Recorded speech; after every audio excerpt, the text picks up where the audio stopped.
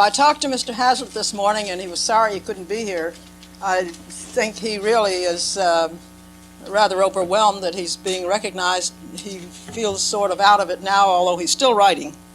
I don't think he could live without a typewriter.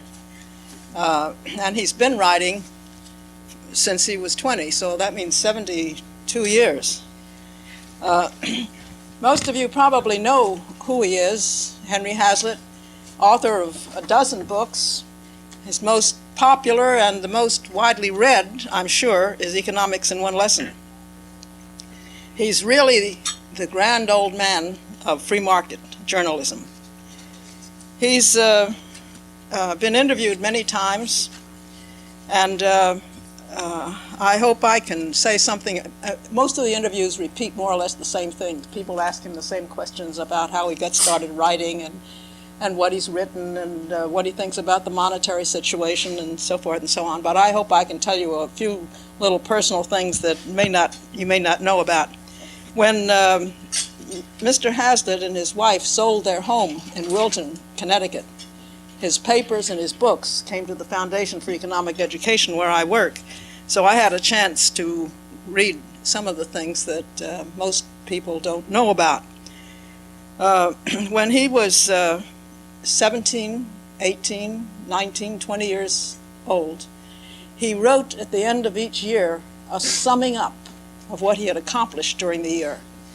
Now, Henry Hazlitt was not privileged to have a college education.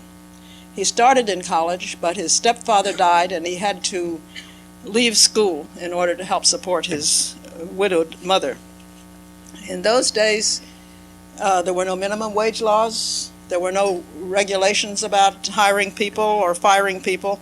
And so if he took a job and for some reason or other it didn't pan out, or he didn't like it, or they didn't like him, in a week or two he quit or they fired him and he went on to another job. No problem, no big deal. And he hopped from job to job. He was earning, as a stock clerk and various manual labor that he was doing, he was earning the magnificent sum of $7 a week. Then he heard that secretaries made $10 or $12. So he started studying shorthand and typing. We have at the Foundation one of his old shorthand books. And he did learn shorthand, and he did finally get a job with the Wall Street Journal as secretary to the managing editor. But he was a man who wanted to know and didn't have a chance to go to college. So he outlined a course of reading for himself to follow.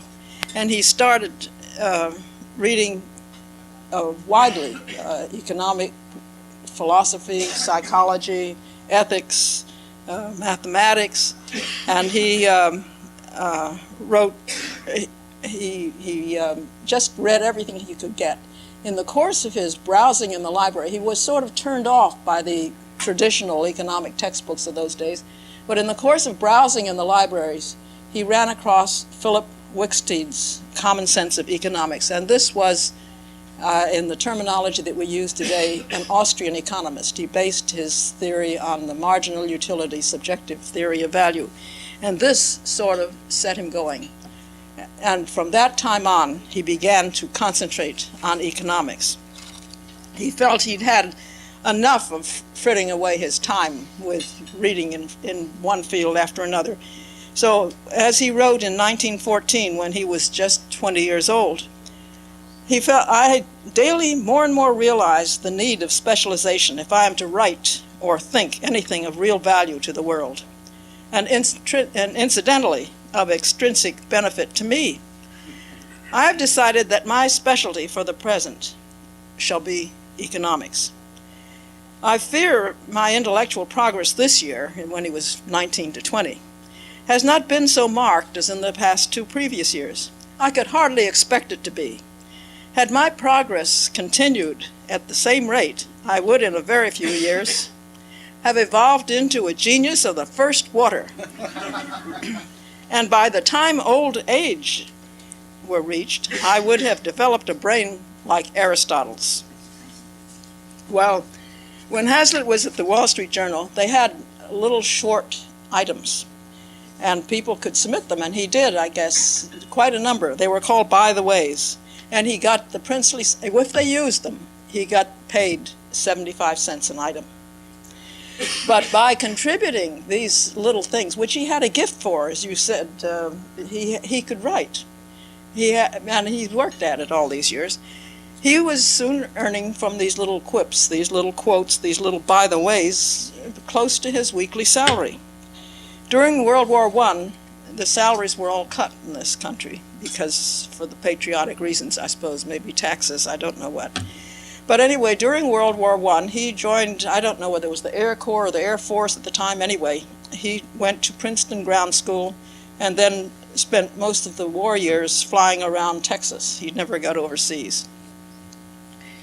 When he was only about 20, he started writing a book which was published, Thinking as a Science, and it has recently been reprinted. But I might mention this also, this story. He was still at the Wall Street Journal when the war started. And the day the war started in Europe, the journal offices were in confusion. They all had to do a lot of extra work. There was chaos, and they all worked overtime.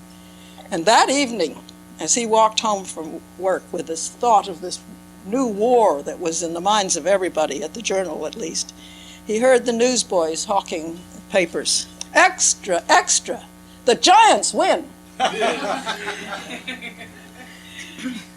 Well, that's enough about his early years, I guess.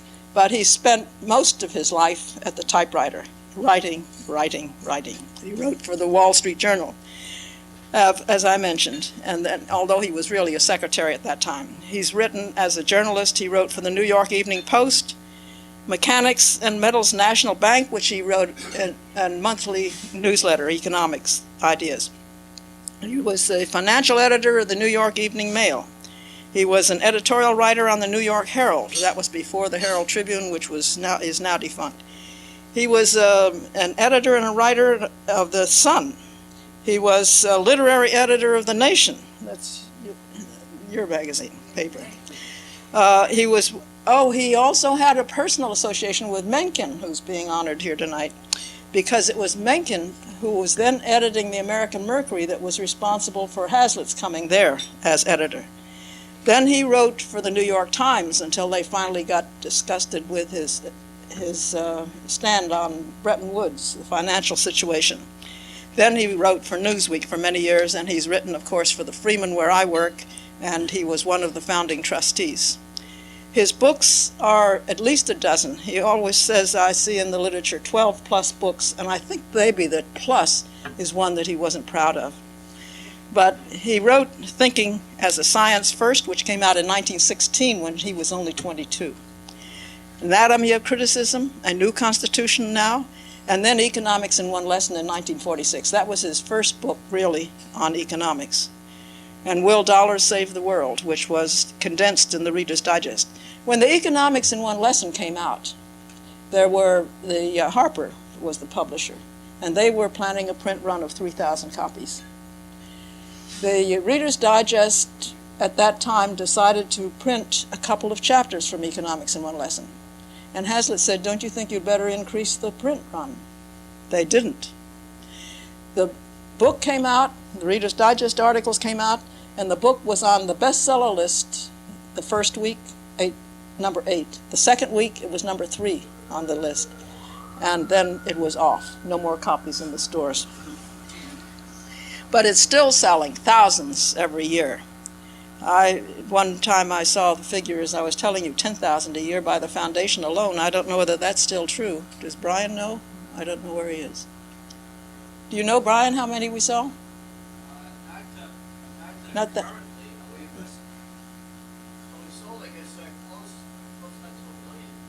You know, yeah. Then he wrote a novel, which is more an economics book than a novel, but it's really very good, economics. The Freeman's Library, and then I would say 2 substantial books, The Failure of the New Economics about Keynes and The Foundations of Morality. Also What You Should Know About Inflation, Man versus the Welfare State, The Conquest of Poverty, The Inflation Crisis, and From Bretton Woods to World Inflation. Now, Hazlitt was not just a journalist. He was he made himself an economist through his reading, through his study, and also through his friends and associations.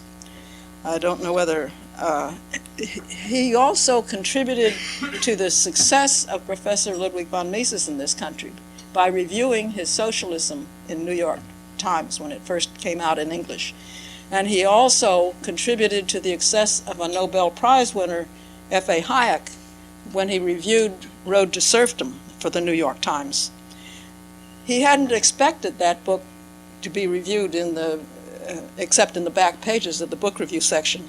But when he wrote in the review that it was, quote, this is F.A. Hayek's Road to Serfdom, the most important exposition of liberty since John Stuart Mill, the editors of the book review magazine put it on the first page, and it really did help Hayek. There's no doubt about that. Well, Hazlitt said at his 70th birthday party that the best-selling book he had, except for Economics in One Lesson, was that first book he wrote in 1916, Thinking as a Science, which reminded him of the advice of one editor, Arthur Brisbane, who said to a friend of Hazlitt's, "Be careful, don't ever get too deep, stay superficial."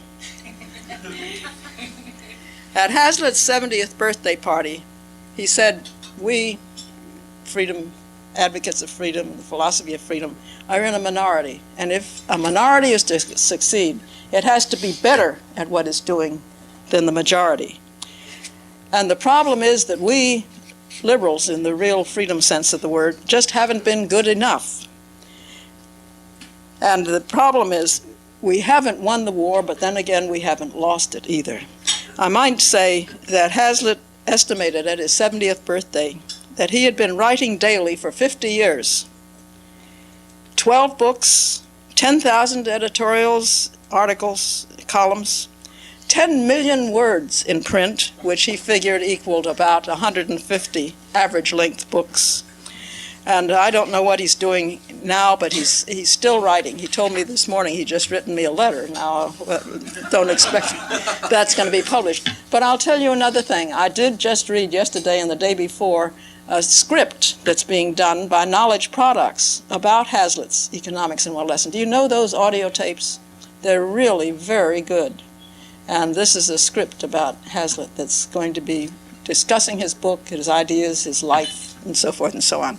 Well, I'm sorry Hazlitt couldn't be here today, but he's in Fairfield, Connecticut, and that's a long ways, 2 hours at least by car. And to drive down here, I would have picked him up. But to ride down here 2 hours, sit through a dinner, and go back again 2 hours was quite a trip for a 92-year-old. So he just didn't feel up to it, and he's sorry. Thank you.